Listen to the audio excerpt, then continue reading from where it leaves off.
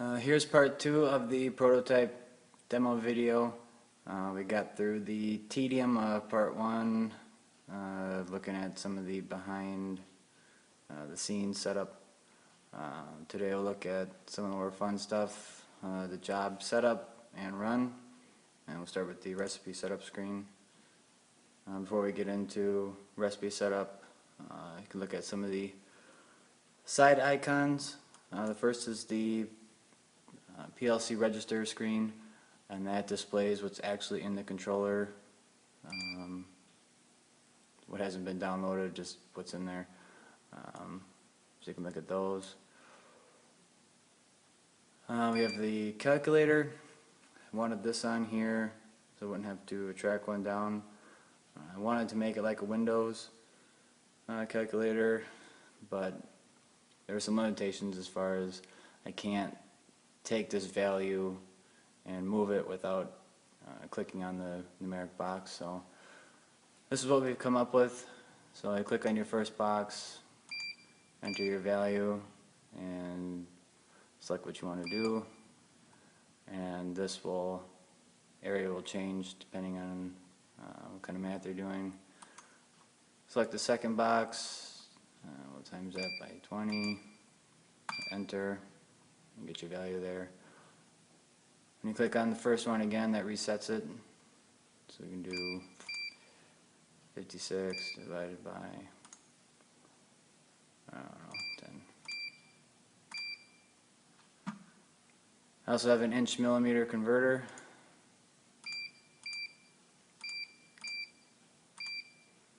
Convert that to inches and to millimeters. I can clear all values with the clear button and escape to close. I also wanted the conversion chart from fractional, decimal, into millimeter. I have hidden buttons on here, and I have these icons flash 3 times to let you know where they are. I didn't want to take up space with the control buttons. I wanted to get as much of the data table on here as I could. So I have 0 through an inch. So if you click in any area where those buttons are flashing, go back and forth. And then close. To set up a recipe, I currently have a program for 50 independent recipes of 100 positions each. Can't see punching a piece with more than 100 holes, but it's not a big deal to add more screens to expand that if you need to. You can scroll through your numbers here, or you can just enter in a numeric value. And the first thing you want to do is give it a name. So click on the text box. It's kind of cool about the software is you can make your own numeric keypads and keyboards. So we'll give it a name. And if you're doing a lot of data input, you can plug in a mouse and keyboard to make speed things up a little bit.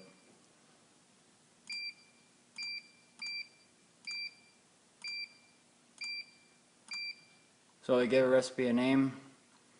I do have the numeric boxes set up with dynamic limits, so as the back gauge length changes, your min-max changes. I did take a 1/4 inch off the max, just so you can't go to 0, as I set up 0 as a non-valid position, so all you're going to do is punch the plate, or punch the pusher plate. So onto a recipe.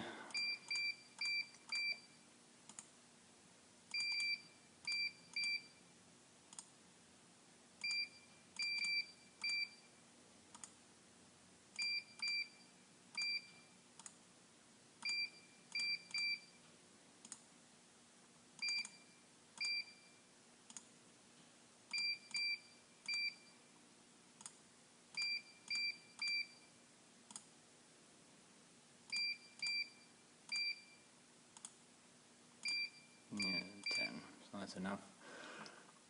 I also set up the workpiece length to be part of your recipe, assuming that the job calls for the same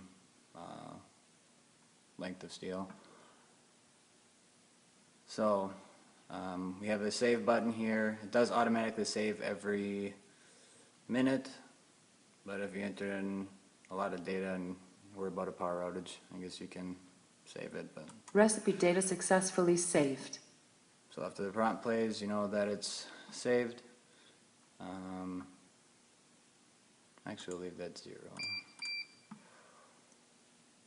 And from here you can go to the main menu or directly to the Run Recipe screen.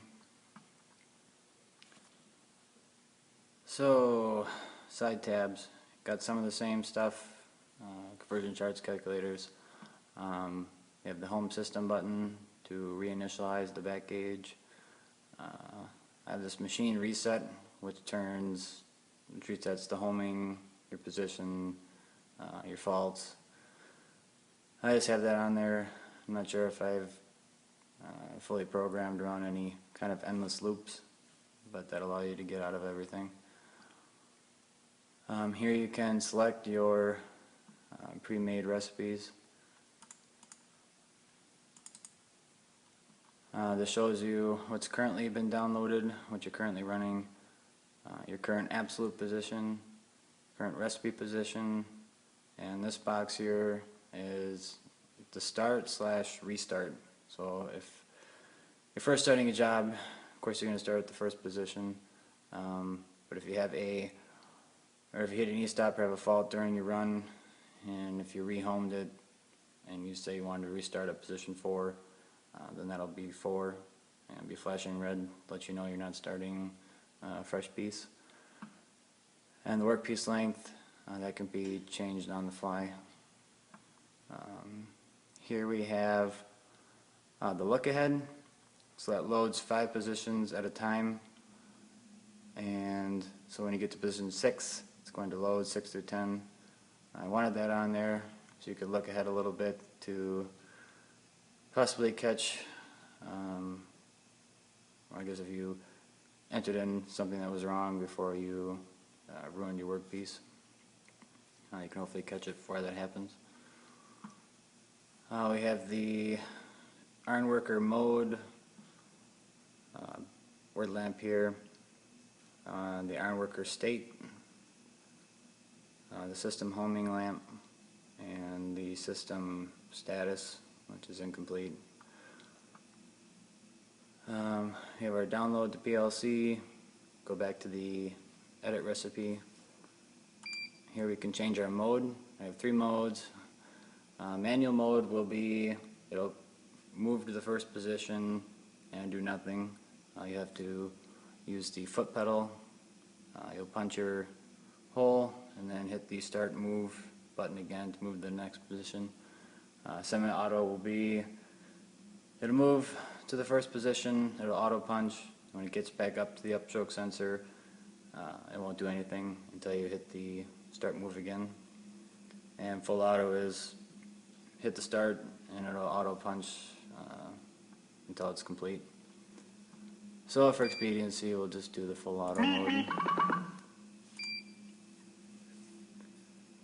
Now the framework I wanted when programming this is I wanted it to be easy to use, intuitive, and I wanted it to know, or kind of watch you to make sure everything was set up right, so there was not a possible way that you could screw things up, I guess. So right now we haven't downloaded a recipe, a lot of things that need to be done before we can run. So we tried to hit the start button. The current recipe data has been changed, or has not been downloaded to the PLC. Please download recipe changes before proceeding. So you'll get this prompt if you haven't downloaded the recipe, or if you went back to the edit and you just changed one position without re-downloading the changes. It knows, so that watches you so you don't start up and get to the position you changed and it's not right and ruin your workpiece. So we can download. Recipe download successfully completed. And we try to hit the start button again. Backgauge requires homing before job can proceed. Please press Home System to reinitialize the backgauge. Backgauge homing routine initiated. So right now it was on the registration sensor, so it's going to come forward and then go back.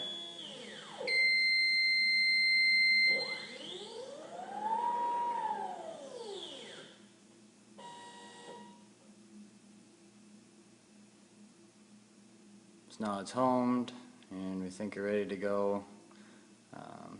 The Ironworker is not in the ready state yet. Have that interlock so you cannot start the job or move the pusher ahead unless the Ironworker is on and in the upstroke position.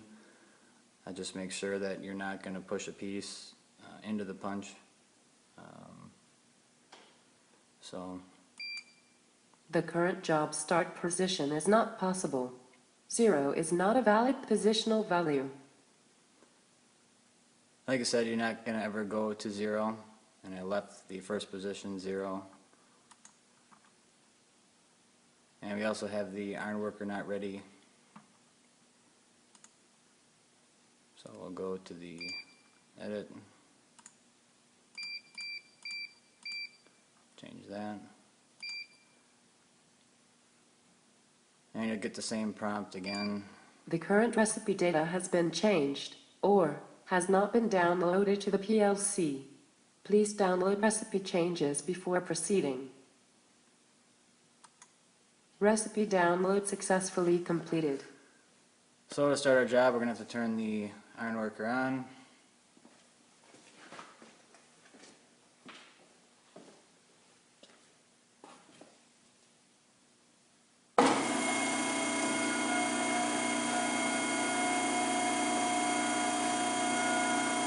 So we're running in full auto mode. The Ironworker is ready.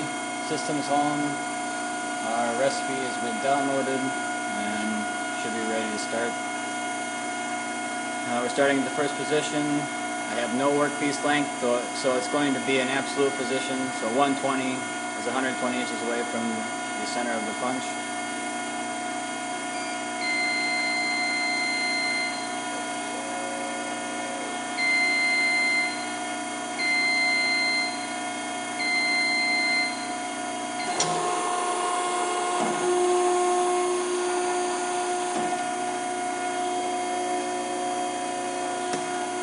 Emergency stop enabled.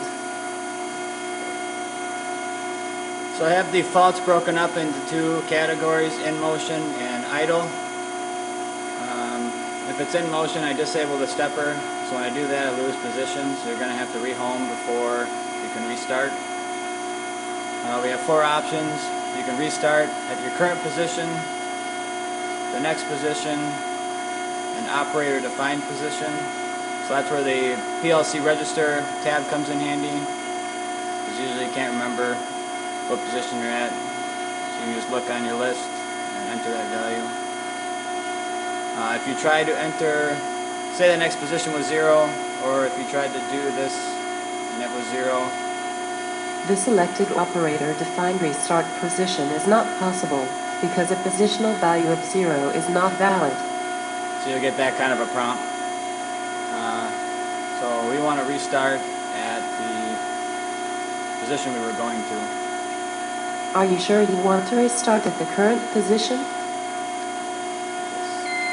Resuming job at current position.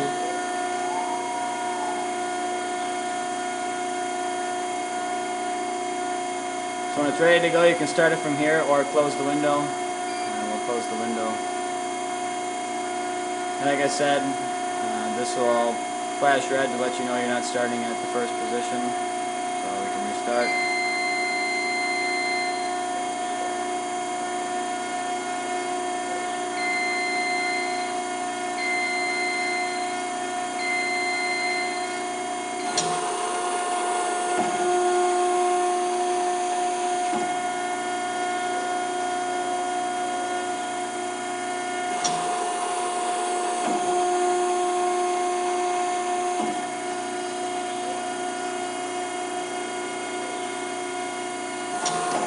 Emergency stop enabled. So this is our idle. I aborted the punch, and you get the kind of the same list of options. It's a little bit different. You don't have to rehome. So we can repunch our current position, move it to the next, operator defined, or abort. So let's repunch our current position. Are you sure you want to restart at the current position? Resuming job at current position.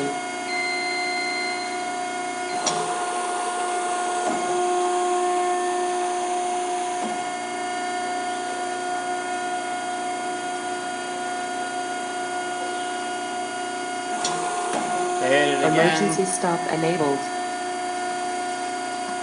If you're having setup issues or whatever, say you actually completed the punch in that position and we want to restart at the next, we can do that. Are you sure you want to restart at the next position? Resuming job at next position. And this value changes for your start, restart.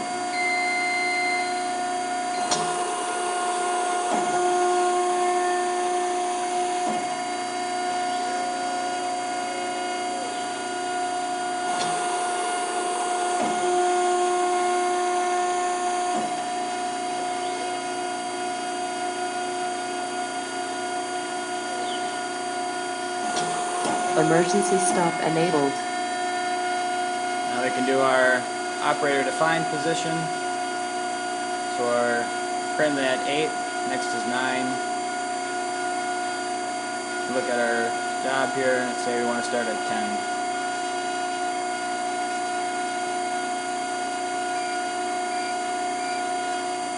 10. It'll display that current position value.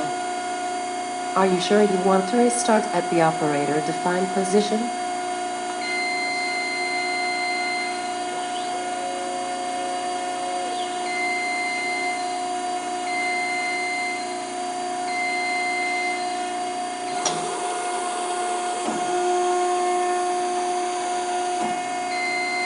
Cool. We're on the right track to getting me paid for. Only 1,000 more pieces to go. Just kidding. Actually, I'm not. So whenever the next value is 0, I say it's done, and I go home, and it's ready to start again. So let's say we want to start a job with a workpiece length. That's interlocked as well. So if our first position here is 120, and I entered in a workpiece length of 100 inches, which is impossible. Workpiece length mismatch. The current workpiece length and job recipe punch positions are not possible. Please verify workpiece length and recipe positional values. And then I just re-zero that, force you to figure out what's going on.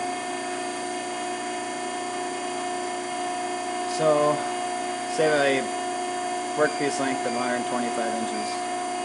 I want to hold at 120, 110, 100. So our absolute position is not going to be the same as the recipe position. So we can start.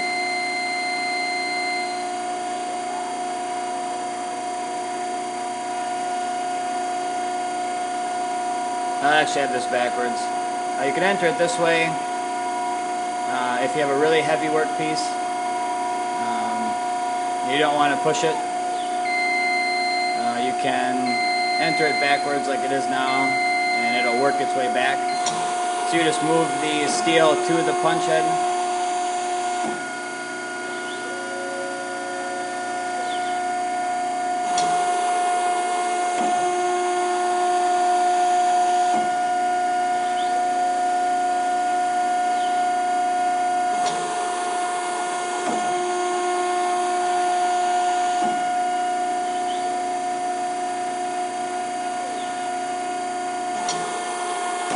Emergency stop enabled.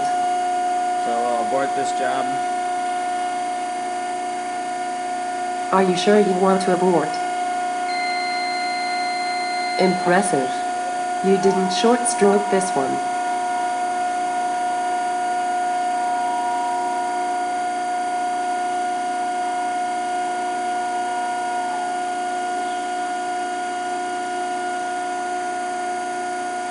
So if we quick change our recipe to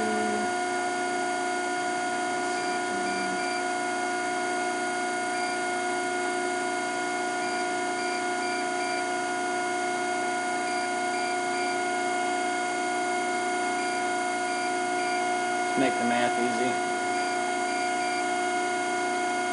And I'll just zero that so it'll complete when it gets there. Recipe download successfully completed. Okay. So let's say I have a workpiece length of 100 inches. And I want my first position to be at 10 inches on that workpiece.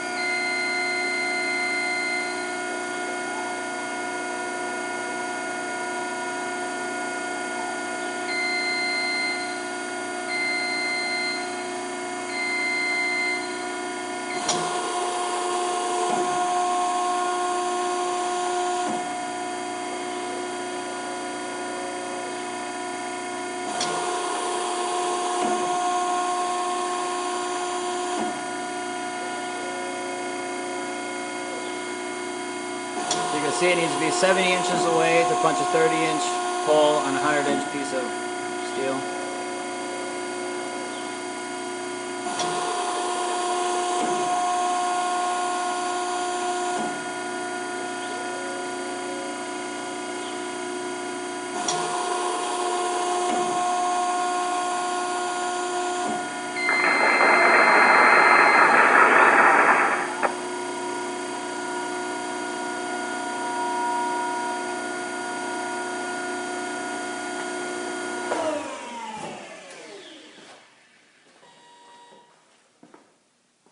So that's pretty much it for the run recipe. I have the same thing, but only a quick job. So these are directly writing to the PLC position registers. So you don't have to set up a recipe or anything if you just got a small job you want to do. This has the current values that are in there, so that's the job we just ran. We can clear them all with one click of the button. PLC registers cleared. So now they're cleared and they're ready for you to run. And these change green.